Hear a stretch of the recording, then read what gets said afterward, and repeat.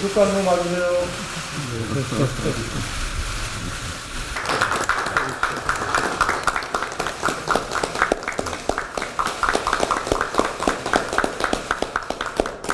최근에 이슈가 되고 있는 것들이 보면 과거와 달리 중앙정부와 지방정부 사이의 권한과 예산에 관한 그런 문제들이 많이 이슈로 제기되고 있습니다. 다시 말씀드리면 그만큼 중앙정부가 지방정부의 권한과 역할에 대한 그 많은 간섭, 침해로 인해서 지방자치에 위기가 오고 있다. 저는 이렇게 진단을 합니다. 우리가 지방자치를 실현한 취지는 지방정부로 하여금 자율성을 가지고 지역 주민을 위해서 보다 더 맞춤형 정책들을 펴서 주민들의 삶의 질을 개선하겠다는 것이 이 제도의 취지인데, 중앙정부가 인사권, 또 예산권 등 여러 가지 권한들을 계속해서 통제하려고 하면서 지방정부가 자기 특성에 맞게 지방정부를 운영하는 데 굉장히 많은 어려움을 겪고 있다는 것이 최근의 상황인 것 같습니다. 갈수록 지방정부에서 진행해야 할 여러 공약사업들에 대해서 지방정부의 예산 분담안으로 떠넘긴다든지 이런 것들, 또 제대로 된 인사권을 주지 않아서 여러 가지 효율적으로 특성 있게 일을 못한다든지 이런 문제점들도 역시 해결해야 할 과제가 되겠습니다. 앞으로 우리 20대 국회에서는 명실상부한 지방자치가 실현될 수 있도록 법과 제도를 개선하고 예산 체계도 다시 한번 정비함으로써 균형 있는 지방 분권이 이루어질 수 있도록 최선의 노력을 다하겠다, 이런 말씀을 드리겠습니다. 오늘 귀한 말씀 주시면 우리 예결위원장도 와 계시고 우리 같이이기 때문에 같이 힘을 합해서 제도 개선 등 여러 가지 노력을 다하겠다, 이렇게 말씀드리겠습니다. 오늘 이렇게 일요일 또 바쁘신 와중에도 불구하고 저희 시도지사 참좋은지방정부위원회 시도지사 정책협의회에 참석해 주신 우리 우상호 원내대표님, 김현미 변재일 정책위원장님, 또 박영선 공동위원장님, 시도지사님 여러분께 깊은 감사의 말씀을 드립니다. 잘 아시다시피 본격적인 지방자치 시대를 연 지 올해로 21년을 맞았습니다. 사람의 나이로 치면 성년인데 현실은 중앙정부의 예속된 미성년의 수준에 아직 그대로 머물러 있다, 이렇게 말씀드릴 수 있을 것 같습니다. 지방자치가 이할자치다, 또 중앙정부의 지방출장소다, 이런 자조적인 말이 어제 오늘의 얘기가 아닙니다. 중앙정부는 여전히 지방정부의 재정권, 그리고 조직과 정책의 자율권에 대해서 과도한 규제를 하고 있고, 이로 인해서 지방정부는 원래 지방자치에게 주어진 원래 취지에 맞는 그런 권한과 책임을 부여받지 못하고 있습니다. 기초연금이라든지 무상보육과 같은 이런 정부 주도의 복지사업이 늘 매칭 형태로 지방정부에 전가됨으로써 그야말로 지방 재정에 거의 파탄 지경에 이르고 있다, 이렇게 말씀드릴 수밖에 없고요. 특히 저희 서울시의 경우에 1,000만 시민의 삶을 살피는 서울시에서조차 이러한 기구나 조직 하나 자율적으로 설치할 그런 권한이 없는 상태입니다. 심지어는 최근 정부에서는 서울시의 청년활동 지원 사업을 주민의 복리 정진을 위한 그런 주민자치 사무임에도 불구하고 일방적으로 사전 협의를 강요하면서 통제하고 있는 그런 실정입니다. 그리고 지난 4월에 정부가 발표한 일방적인 지방재정 개편안은 지방재정의 어려움을 해결하기 위한 근본적인 해결책이 아니라 중앙정부의 책임을 지방에 전가하고 또 지방정부의 재정주권을 핍박하고 있는 그런 상황입니다. 이미 잘 알고 계신 것처럼 지방행정사무는 사실 6대4의 비율로 훨씬 더 많은 일을 하고 있는데 그 재정은 2대8에 거꾸로 된 역전된 그런 상황으로 중앙정부가 독점하고 있는 그런 상황입니다. 저는 이것이 3대7 또 4대6으로 바뀌어야 되고 OECD의 평균이라고 하는 5대5의 수준까지 단계적으로 확대하는 것이 지방 재정을 확충하고 또 지방 정부의 재정 주권을 확립해 나가는 길이다 이렇게 생각합니다. 저는 그야말로 지금은 이러한 패러다임의 대전환이 필요한 시기라고 봅니다. 지방 정부와 중앙 정부가 일방적인 이런 관계가 아니라 협치와 상생의 그러한 미래지향적인 관계로 전환되어야 된다고 봅니다. 최근에 그 20대 국회 개원과 더불어서 개헌 논의가 아주 보물처럼 쏟아지고 있는데요. 이제는 권력 구조에 한정된 그런 논의가 아니라 지방 분권과 지방자치를 확대하고 또 후퇴된 국민의 기본권을 강화하고 또 사회적, 경제적, 사회경제적 기본권을 신설하는 내용의 이런 미래지향적 분권형 개헌이 이러한 논의가 진행돼야 된다고 봅니다. 여러분 잘 아시는 것처럼 현행 헌법이 그야말로 87년 체제에 사물러서 지방자치를 충분히 보장하고 있지 않습니다. 지방자치 조문은 잘 아시는 것처럼 117조, 118조 두 개 조문에 불과하고 그것도 1991년에 지방선거라든지 지방의원 선거, 그 다음에 95년에 지자체장 선거 이전에 그야말로 본격적 지방자치가 이루어지기 이전의 일입니다. 30년이 지났습니다. 지금은 지방자치 시대가 활짝 열렸는데 현행 헌법은 다 큰 어른이 어릴 적에 아동복을 입고 있는 것과 같은 그래서 시대 정신을 정말 제대로 반영하고 있지 못하다 그렇게 생각합니다.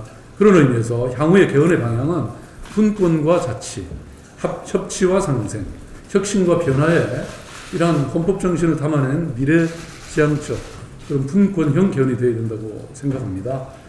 그리고 헌법 전문에 그래서 지방분권과 지방자치를 그런 시대를 강력하게 천명할 뿐만 아니라 현재 2개 조문에 불과한 이런 지방자치 내용을 풀뿌리 지방자치 시대에 걸맞는 그런 내용으로 강화하고 신설해야 된다고 봅니다. 또한 이명박 박근혜 정권을 거치면서 후퇴된 집회결사의 자유라든지 언론 출판의 자유 이런 천부 인권적 기본권을 더욱 강화하면서 고용, 소득, 복지 등 새로운 경제적, 사회적 기본권을 신설할 필요도 있다고 생각합니다. 저는 지방의 발전 없이는 국가의 발전도 없습니다. 지역의 경쟁력이 바로 또 국가의 경쟁력이라고 생각합니다. 진정한 풀뿌리 지방자치의 시대를 여는 것, 그것이 또 우리의 미래로 나아가는 길이라고 생각합니다. 감사합니다. 네, 감사합니다. 다음은 박영선 참좋은지방정부위원장께서 인사 말씀해 주시겠습니다. 네, 참좋은지방정부위원회 공동위원장을 맡게 된 박영선입니다. 오늘 마른 장마 속에 뜨거운 햇살이 내리쬐는 성화의 계절에 이렇게 방역 시도지사님 함께 뵙게 돼서 너무 반갑습니다. 제가 원내대표 시절에 벌써 2년 전인데요. 참 좋은 지방정부위원회를 짝수달 맨 마지막 일요일 날 회의를 하는 것으로 정례화시키고 또 찾아가는 예산정책협의회를 만들었습니다.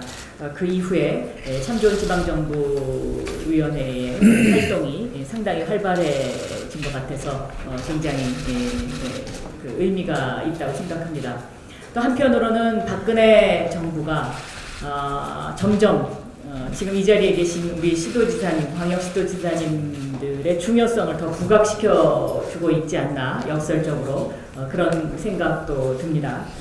지난 4월에 박근혜 정부가 지방재정 개혁을 추진을 하면서 이 지방자치단체 간의 갈등을 부추기고 또 우리 당의 이재명 성남시장을 비롯한 그 경기도의 시장들이 반대 성명과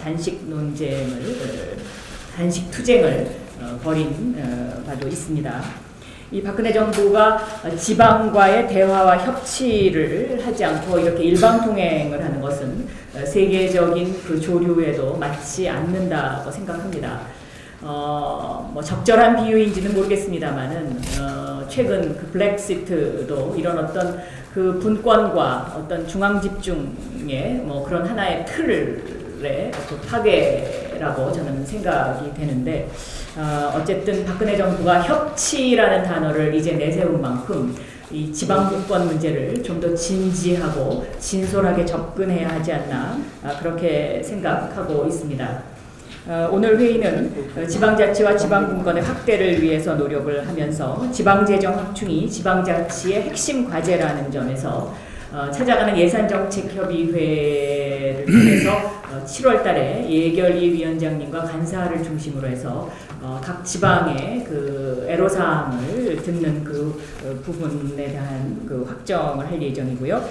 그리고 지방세와 국채의 비율을 합리적으로 조정하는 문제와 지방소비세의 단계적 확대 그리고 보통교부세 교부율 상향 등의 과제를 정책위 의장님을 중심으로 해서 우리 당이 더 큰 틀의 지방 분권과 지방자치를 강화하는 쪽에 당론 발의가 있어야 되지 않느냐 하는 그런 논의가 진행될 예정으로 있습니다. 그리고 조금 전 박원순 공동위원장님께서도 말씀하셨듯이 지금 지방 분권을 강화하기 위한 개헌과 관련된 논의도 앞으로 더 활발해지지 않을까 생각하고 이 부분에 많은 동의가 있을 것이라고 생각합니다. 그래서 오늘 회의를 통해서 더불어민주당이 지방자치와 지방분권을 보다 합리적이고 그리고 효율적으로 이루어낼 수 있도록 하는 그런 계기가 됐으면 하는 바람입니다. 감사합니다. 중앙정부의 행정은 물론이고 정치도 언론도 지나치게 중앙 집중화되고 있는 상황에서 더불어민주당 지도부가 지방의 목소리를 듣고자 하는 자리를 만들어주신 건 시의적절하고 고마운 일입니다. 오늘 이 자리는 4.13 총선 이후에 처음으로 시도지사가 지도부를 만나는 자리입니다. 그에 걸맞는 얘기를 곁들여서 말씀드리고 싶습니다. 더불어민주당이 국민의 신뢰를 받는 책임 있는 수권 정당의 면모를 갖춰달라 하는 말씀을 결론 삼아 드립니다. 그것이 내년 말 정권 교체로 가는 지름길일 것이다. 이런 얘기입니다. 그러려면 첫째는 대한민국을 앞으로 먹여 살리게 될 미래형 산업을 육성하는데 더불어민주당이 주도적인 역할을 해줬으면 좋겠습니다. 세계는 이미 제4차 산업혁명에 진입했습니다. 우리 대한민국은 그 준비가 몹시 늦고 소극적입니다. 중앙정부는 미래형 주력산업마저도 기존의 대기업이 일구어지기를 기대하고 있는 것 같습니다. 그러나 기존의 대기업 지도자들은 그만한 기업가 정신을 보여주지 못하고 있습니다. 새로운 대안이 나올 때가 됐습니다. 그럴 여건을 우리 더불어민주당 주도로 국회가 마련해 줬으면 좋겠습니다. 둘째는 조선해운, 철강, 석유화학 등 기존 주력산업의 연쇄 사양화를 담대하고도 세심하게 관리하도록 우리 당이 주도해 주기 바랍니다. 정부의 구조조정은 타이밍을 놓치고 미적거리면서도 근로자들의 불안을 덜어드리지 못하고 있습니다. 석양산업은 담대하게 새로운 산업으로 이동해야 합니다. 일정한 해고가 불가피하다면 근로자에 대한 실업수당, 재교육, 재배치 대책을 미리 준비해 두어야 합니다. 어느 경우에도 핵심적 기술 인력은 미래를 위해 지켜야 합니다. 대기업들의 도덕적 해이는 엄정하게 처리하는 것이 당연합니다. 이익은 사유화하고 손해는 사회화하는 타락한 기업인들에게 국가 경제의 미래를 맡길 수는 없습니다. 셋째, 격차 완화와 균형 발전이 더 미룰 수 없는 초긴급 국가 과제이며 더불어민주당의 정체성이라는 점을 늘 기억해 주시기 바랍니다. 정규직과 비정규직, 대기업과 중소기업, 대졸자와 거졸자, 도시근로자와 농업노동자, 수도권과 비수도권, 그리고 수도권 지방 간의 소득 격차가 2대1보다 더 벌어지고 있습니다. 이대로 둘 수 없습니다. 특히 가난하니까 덜 배우고 덜 배우니까 더 가난하고 그 자식들은 더 가난해지고 더 덜 배워지고 하는 소득과 교육의 격차 세습화와 확대는 그 시정을 당장 시작해야 한다고 생각합니다. 모든 분야에서 계층 간, 세대 간, 지역 간 격차를 줄이는 일에 우리 당은 명운을 걸어주시기 바랍니다. 우리 당이 앞장서서 국회 각 상임위별 격차 완화 목표제를 실시하는 것도 하나의 방법이라고 제안드립니다. 정부의 지방재정 개혁안도 균형 발전과 격차 완화가 더불어민주당의 정체성이라는 관점에서 접근하는 것이 옳다고 생각합니다. 다만 균형 발전과 격차 완화의 목표로 가는 과정에서 중앙정부가 지방과 충분히 대화해서 일부 지방의 피해의식을 최소화하는 지혜를 발휘하는 것은 지극히 당연한 순리입니다. 우리 전남의 현안으로서는 부족한 SOC의 확충, 그리고 요새는 동남권 신공항만 쳐다보는데 서남권 신공항인 무안공항의 활성화, 그리고 최근에 문제되었던 섬의 행정력, 치안력, 의료체계의 확충이 시급하다, 이 말씀을 드립니다. 이 구체적인 내용은 앞으로 말씀드릴 기회가 있을 것 같아서 이 자리에서 생략합니다. 고맙습니다. 네, 다음 윤장현 광주시장님께서 말씀해 주시겠습니다. 정말 방금 이낙연 지사님께서 말씀해 주셨듯이 4.13 총선 이후로 저희가 함께 자료를 했습니다. 너무도 잘 아시듯이 광주는 8개 지역에 저희들 지역구원들이 안 계십니다. 이 말씀을 먼저 드린 취지는 우리 더불어민주당 전 의원들께서 저희들을 지역구로 이렇게 생각하고 일들을 풀어 주셔야 되라고 생각합니다. 광주 소식을 잠깐 전해드리면 지난주 아시아 문화 포럼, 그리고 최초로 광주 세계 웹 컨텐츠 페스티벌이 열렸습니다. 아이들이 이렇게 대도서관 이런 유명한 크리에이터들 앞에 1000명, 1500명이 줄을 서고 문화가 아까 이제 말씀하셨던 4차 혁명의 창조 경제와 문화의 융합이 이렇구나 하는 느꼈습니다. 마침 그 자리에 우리 김정인 대표님께서 참석해 주셔서 또 깜짝 놀랐습니다. 우리 분이 오셔서 이렇듯 늘 지역의 현안 문제에 함께 관심을 가져주신 일이 중요하다고 생각합니다. 걱정해 주셔서 아시아, 유럽, 아셈 문화장관 회의도 무탈하게 잘 끝났던 보고 말씀 드립니다. 아까 이 지사님께서 잠깐 언급만 하고 가시는데 저희들이 굉장히 협업해서 지금 고민하고 있는 게 동남권 신공항과 관련해서 김해공항에 지금 4조 3,800억이 들어갔던 게 아닙니까? 광주는 지난번 광주 남쪽은 철도 기관망이겠어. 광주의 대표적인 언론인 광주일보의 일면 톱에 어떻게 나면 슬플 비자 해서 비 내리는 호남선 이렇게 타이틀이 뽑혀진 것 보고 거의 들어가지 않았습니다. 예전에 있던 거 다시 재탕해서 했지 새로운 미래의 이 철도망에 포함이 되지 않은 그 상태에서 이제 저희들이 김해공항 이 일들을 보면서 저희 광주는 지금 도심 비행 사고 또 소음 피해 주 원인인 광주 군공항 문제를 포함해서 광주 공항 가능 이전 문제까지도 저희가 함께 지혜롭게 다루려고 합니다. 그래서 우리 당에서 이 문제에 더 적극적으로 좀 관심을 함께 가져주셔서 인천공항 그리고 김해공항, 무안공항이 3대 거점 축으로 될 수 있는 새로운 모멘텀으로 삼아주시길 부탁드립니다.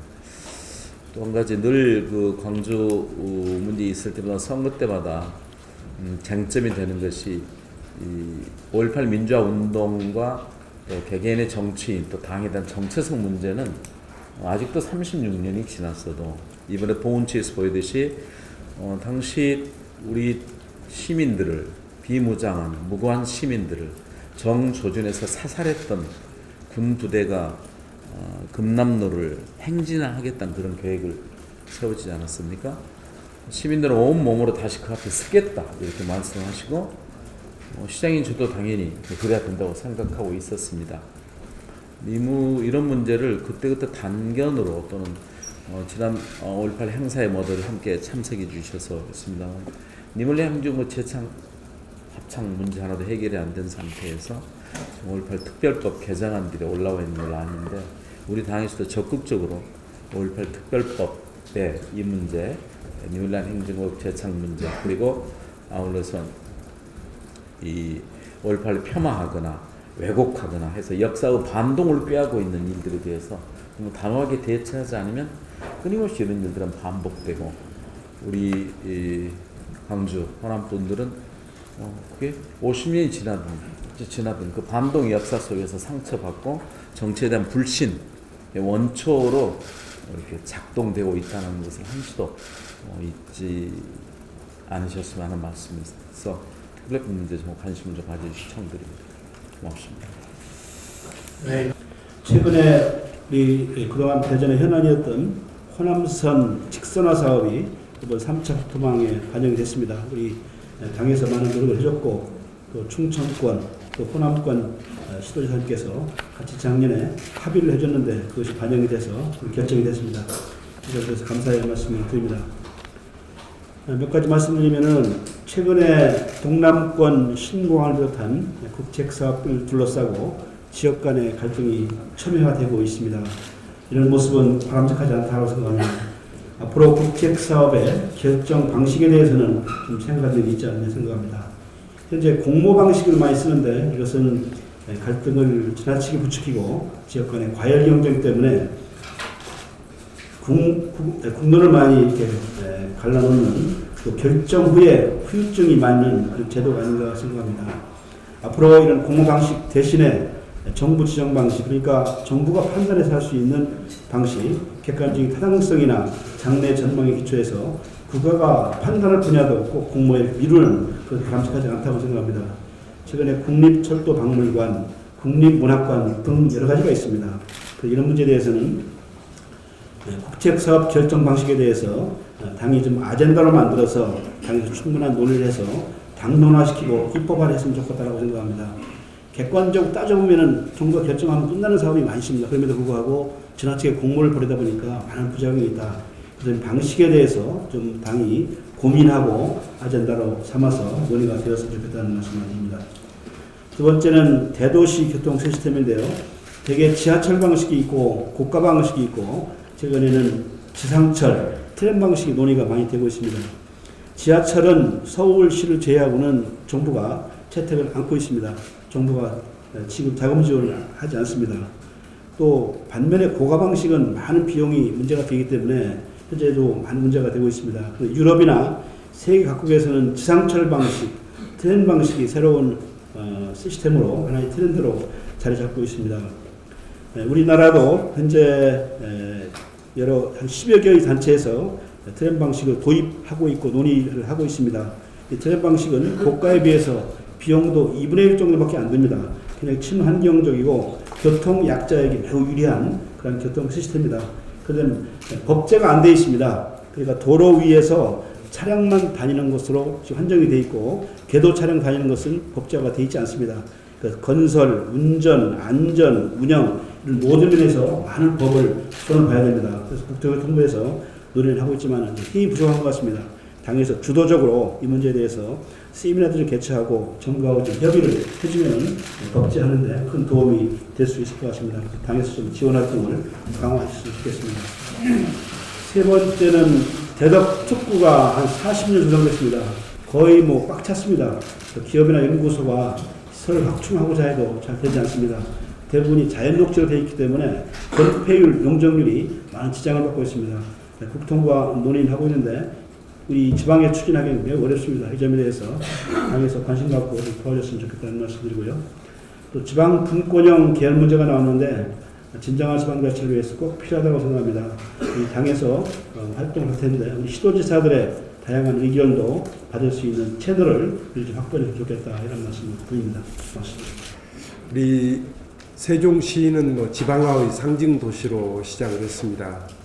지방화를 위해서 필요한 것이 지방 분권, 또 지방 분산, 그리고 지방 정부 간의 협업, 이런 분업 이런 것들이 꼭 필요하지 않나 생각하는데 이번 그 총선 때도 역시 세종시와 관련된 공약들이 있었습니다.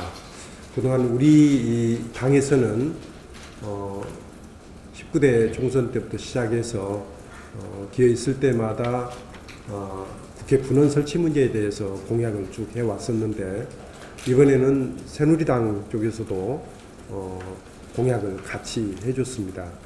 그래서 마침 우리가 주장하던 공약을 또 새누리당에서 받아들인 그런 결과가 됐고 시기적으로는 그래서 이번에 저는 20일 날 우리 지역구 의원이신 이제 이해찬 의원께서 국회 분원 설치를 내용으로 하는 국회법 개정안을 이렇게 제출했고 정석윤 의장님 만나 뵙고도 좀 부탁하고 말씀을 드렸습니다만 이 국회 분원 문제에 대해서는 여야 간의 이견이 상당 부분 해소됐기 때문에 내년도에는 국회 분원 설치를 위한 예산, 기본 용역 예산 정도라도 이제 반영을 해서 이 문제에 대해서 국회 차원에서 본격적으로 좀 검토를 해줬으면 좋겠다 하는 그런 말씀을 드리겠습니다.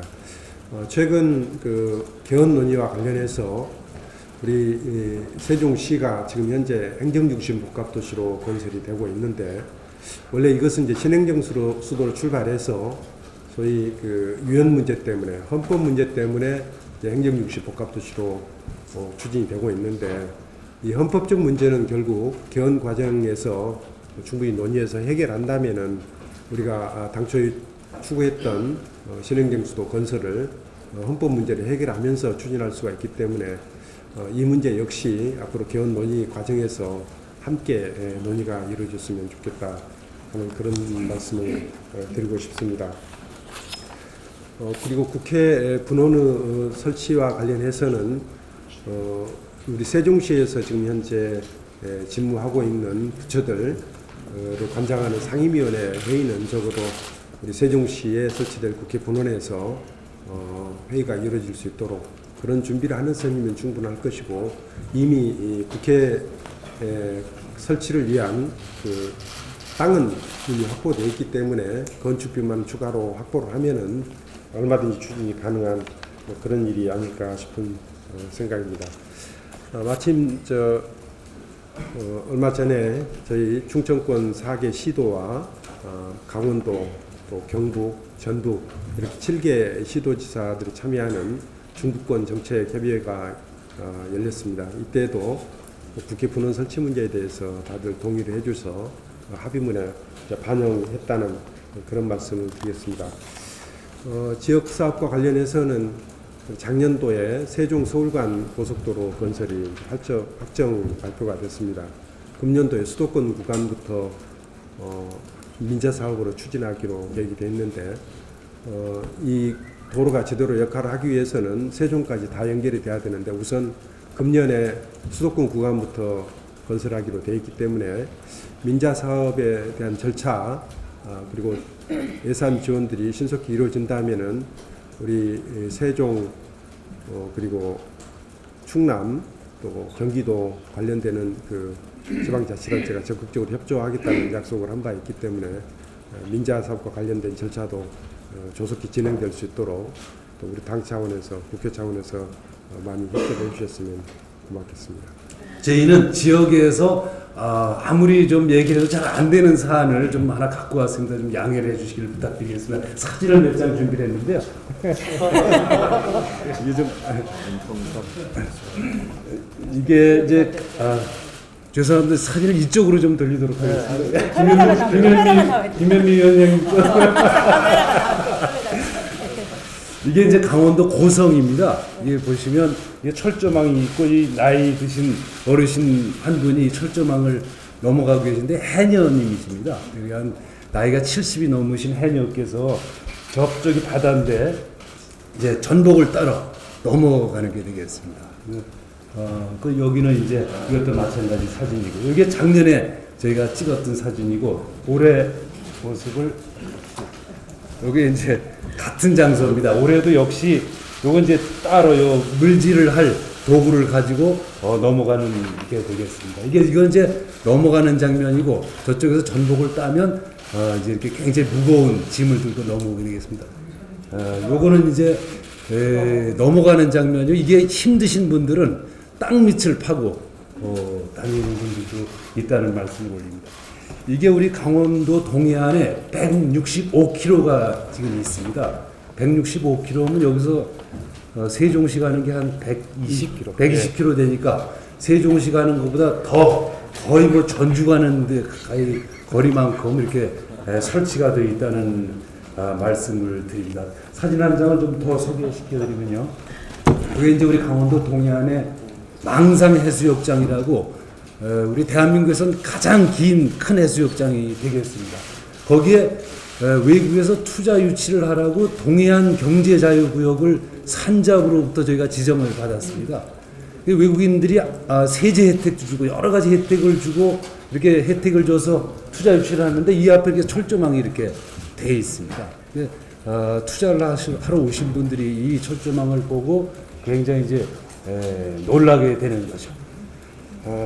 그래서 저희들이 이걸 이제 철거 요청을 계속해서 하고 있는데 좀채로 좀 철거가 되질 않고 철거를 하더라도 그 비용을 저희 도에서 되도록 되어 있고 대체 그러니까 뭐 CCTV나 TOD나 이런 것들을 저희 도가 내도록 되어 있습니다. 그래서 저희들이 요거를 좀 철거를 면적을 좀 늘려주시고 그 비용도 국가가 좀 부담을 해주십사 이런 요청을 드리겠고 이걸 좀 국회에서 해결해 주시길 부탁드리겠습니다. 또 하나는 이제 북쪽에 저희들이 다 아시다시피 군사분계선이 있는데 DMZ라고 하는 군사분계선이 있는데 이 사진이 좀 잘 보이실지 모르겠는데 자료에 보시면 그 DMZ로부터 1괄에서 10km까지 민간인 통제선을 설정을 해놨고요. 또 DMZ로부터 25km까지는 군사시설 보호구역으로 지정을 해놨습니다. 그러다 보니까 존경하는 우상호 의원님의 그 고향인 철원군은 95%가 통제 구역으로 돼 있습니다. 그리고 화천 같은 데 65km가 돼 있고요. 그래 출입이 통제되고 건축 인허가의 통제를 받습니다.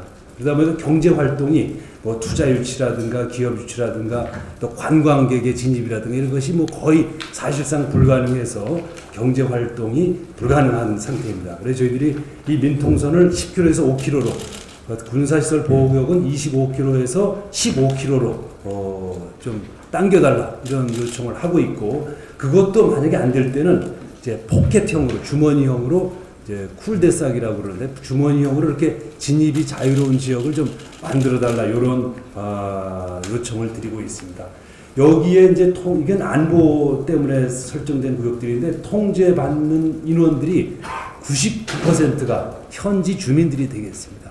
대개 농사를 지시는 현지 주민들이 되기 때문에 안보 목적보다는 갈등의 요소가 더 크다. 저희들은 그렇게 생각을 하고 있습니다. 국군 장병들도 굉장히 힘들어하기도 하고 안보가 좀 중요해서 조심스러운 면이 있지만 저희들이 현지 조사, 군의 의견 그리고 또 무엇보다도 이 지역 분들이 너무나 살기가 어려워서 사람들이 계속 떠나고 있어서 DMZ를 지킬 사람이 지금 없다. 이런 말씀을 드려서 저희들이 이미 공론화를 시작한 지가 한 1, 2년 됐습니다. 당에서 국회에서 공론화를 해 주시고 해결에 조금 나서 주시길 부탁해 올리도록 하겠습니다. 고맙습니다. 감사드립니다. 시군 지방재정개혁과 관련돼서 그 시군의 조정교공 관련돼서 최근에 여러 가지를 보면서 제가 하는 걸 좀 느낍니다. 우선 그 행자부에서 지방재정개혁이 그 시도지사들, 지방의 도지사들의 건의사항입니다. 그게 오랫동안. 그래서 건의사항인데 최근에 경기도의 국회의원들하고 경기도의 그 자치단체장들이 막 얘기를 하니까 마치 그것이 시도지사, 지방의 시도지사하고 전혀 관계없이 정부가 일방적으로 그냥 뭐 해갖고 갈등을 조장한 것처럼 이렇게 자꾸 얘기되는데 제가 그걸 좀 설명을 좀 드리겠습니다. 우리 더민주당이 지난번 총선에서 수도권을 82명, 지방이 28명 이렇게 이제 선출이 됐는데 수도권에 82명 국회의원들이 된 거는 젊은 지지자들이 지지하면서 수도권의 이익을 챙겨라고 지지해 준 건 아니라고 봅니다. 민주주의를 하라. 그리고 정권이 잘하는 걸 봐야지. 수도권 이기주의를 위해서 수도권 젊은 층들이 대거 뽑아준 것은 아니다. 저는 그렇게 봅니다. 근데 우리 최근에 그 더민주당이 요새 보면은 우리 더민주당이 원래 중앙보다는 지방을 우리가 더 편을 좀 들어야 되고 수도권보다는 비수도권을 편을 드는 것이 우리 더민주당이 원래 그 기조입니다. 과거부터 그랬고 앞으로도 그것이 이렇게 민주주의에 맞는다 저렇게 보는데 지금 그 지방재정개혁과 관련돼서 그 경기도의 일련의 사태를 이렇게 보면은 마치 우리 더민주당이 수도권 공화국임을 선언하노라 이런 것 같은 느낌을 우리가 받을 정도로 우리 지방의 의견은 전혀 무시되는 이런 느낌을 제가 받습니다. 기존의 지방제도 재정개혁을 하지 않고 기존의 지방제도만을 보면은 경기도 입장에서 보면은 현재 지방 제도는 신의 한 수입니다. 경기도만 보면은, 경기도 이익만 보면은 신의 최고의 한 수고, 또 그것을 주장하는 경기도 자치단체장 입장에서 보면 경기도만 보는 최고의 경기도 애도자입니다. 애도자, 애국자 같은. 그리고 가장 남는 장사입니다. 가장 남는 장사. 또 뭐냐면은 이거 저 개혁을 하면은 비수도권으로 갈 교부세 2,500억이 이게 경기도가 그런 제도를 만들면서 2,500억이 지방으로 안 가고 경기도에 떨어지는 겁니다. 2,500원 돈이. 그럼 이게 얼마나 경기도 남는 장사입니까? 경기도만 보면은. 근데 그것이 이게 저 제도가 나쁘다. 그래갖고 우리가 수없이 건의했던 거고요. 그래서 그것을 지방으로 가야 될 것이다. 그것은. 그래서 이제 건의했던 건데 그것이 최근에 이렇게 돼서 참 매우 섭섭하다 하는 말씀을 제가 드리고요. 우리 주한미군 공여구역 특별법이라는 것이 또 있습니다. 주한미군 공여구역 특별법에서 어떻게 됐냐면은 수도권에 있던 미군 기지가 수도권 다른 지역으로 이사를 해서 그 비어있는 지역에 지방에 있는 대학이 오도록 만들었습니다. 그 특별법에서. 그 잘못된 거죠. 그러니까 저 수도권에 있는 대학이 수도권에 있는 미군 기지가 비수도권으로 갔다 그러면은 지방에 있는 대학이 올라오는 것이 맞는데, 저 하남시에 있던 미군이 평택으로 옮겼거든요. 근데 하남의 빈 땅에 지방에 있는 대학이 올라오도록 만들었습니다. 수도권 정부에서 그걸 막았는데, 특별법에서. 그래서 이것이 잘못된 거다. 개정해달라. 수없이 이것을 요구를 했었습니다. 그래서 이제 그동안에 우리 충북도를 비롯한 전 지방에서 몇 개가 좀 올랐냐면요. 지방에 있는 대학이 미군 공여지역으로 지금 한 8개가 9개가 올라왔습니다. 이거 그냥 내비두면은 지방에 있는 데가 못 올라옵니다. 이거 막아야 된다. 그렇게 이야기를 했는데, 그렇게 이야기했는데, 우리 수도권에 계신 우리 더민주당의 중진 의원께서도 이걸 적극적으로 반대를 갖고 결국 통과가 안 됐는데, 이런 것을 좀 고치면 좋겠다는 말씀을 드리고, 하여튼 최근에 이런 과정을 보면서 우리 비수도권은 어떻게 절망감을 느낄 정도로 참 답답합니다. 우리 더민주당이 수도권 중심 당인 된 것처럼 느껴지는데, 노무현 대통령께서 세종시를 만들 때 얼마나 지방을 갖다가 생각을 했고 지방 자체를 생각했고 했는데, 그런 것이 최근에 많이 무너져 가는 것이 아닌가 이런 생각이 들어서 그걸 좀 염두에 뒀으면 좋겠다는 말씀을 드리고, 분명히 제가 말씀드리는데, 우리 더민주당은 중앙보다는 지방을 우선시하고 수도권보다는 비수도권을 우선시하는 그런 정당이 꼭 됐으면 좋겠다. 그리고 이번에 지방 재정 개혁에 대해서는 이게 경기도만 보지 마시고 경기도 이외의 나머지 지역을 봐야 되기 때문에 이것은 반드시 통과가 되도록 했으면 좋겠다 하는 말씀을 다시 한번 드리고요. 주한미군 공여구역 특별법을 다시 또 이번에 발의해서 냈습니다. 도정환 국회의원 대법을 냈는데 이것이 꼭 좀 통과되도록 좀 도와주시면 좋겠다는 말씀을 드리고, 또 우리 개헌을 할 때 아까도 말씀이 있었습니다만은 지방 분권, 지방자치, 비수도권에 대한 균형 발전, 이것이 헌법 조항에 반드시 들어가야 된다. 그런데 현재 헌법에는 지방자치와 관련된 딱 2조항뿐이 없습니다. 선언적인 2조항. 이것이 구체적으로 좀 담았으면 좋겠다는 말씀드리고, 우리 변재리 의원님께서 수도권 정비계획법 개정안을 냈습니다. 근데 수도권의 여당 국회의원께서 수도권 정비계획법 폐지안을 했거든요. 이게 이제 서로 상충되는 문제인데, 우리 당에서는 아무리 우리 수도권의 국회의원들이 많다고 치더라도 수도권 정비계획법 개정안, 변제된 발의안을 꼭 좀 통과되도록 좀 도와주시면 좋겠다는 말씀을 드리고요. 이제 우리 예산과 관련돼서는 우리 김현미 위원장님 비롯한 우리 별도 제가 설명드리겠습니다. 근데 한 가지 우리 당에서 좀 생각해 줄 것이, 지금 우리나라 이제 개발의 축이 경부선, 경부축, 경부철도, 경부고속도로는 지금 삼척동자도 다 합니다. 그런데 강호축, 강호선, 강호철도 아무도 모릅니다.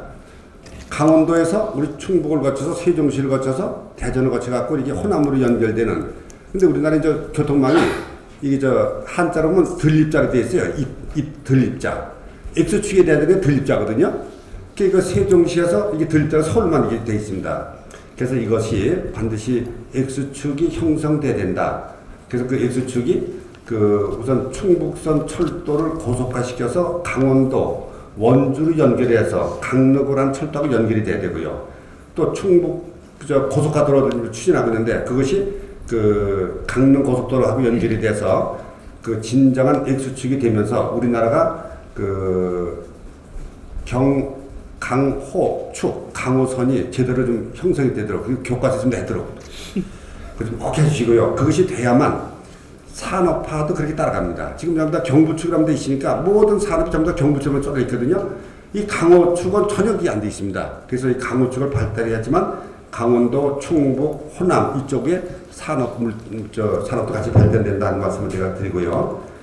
이런 걸 위해서는 우리 충북선 철도 고속화 사업을 추진하고 있는데 우리 김현미 의원님께서 많이 좀 도와주시고 중부 고속도로 확장도 꼭 좀 되도록 해주시기를 부탁을 드리겠습니다. 하여튼 그리고 자세한 건 나중에 드리고요. 요 나눠드린 요 청주 세계 무예 마스터십 이게 세계 무예 올림픽입니다. 약 70여 개 나라에서 2,000여 명이 넘는 선수와 임원들이 오는 아주 대규모 행사입니다. 그 서양 중심의 올림픽이 있다면은 비서양권 중심의 무예 마스터십이 있다. 무술 올림픽이 있다. 이렇게 좀 생각하시고 9월 2일 날 우리 당의 대표님 또 우리 원내대표님 우리 박영선 위원장님 모든 분들 좀 다 좀 오셔갖고 길을 좀 넣어주시기를 부탁드리면서 제 말씀 마치겠습니다. 감사합니다.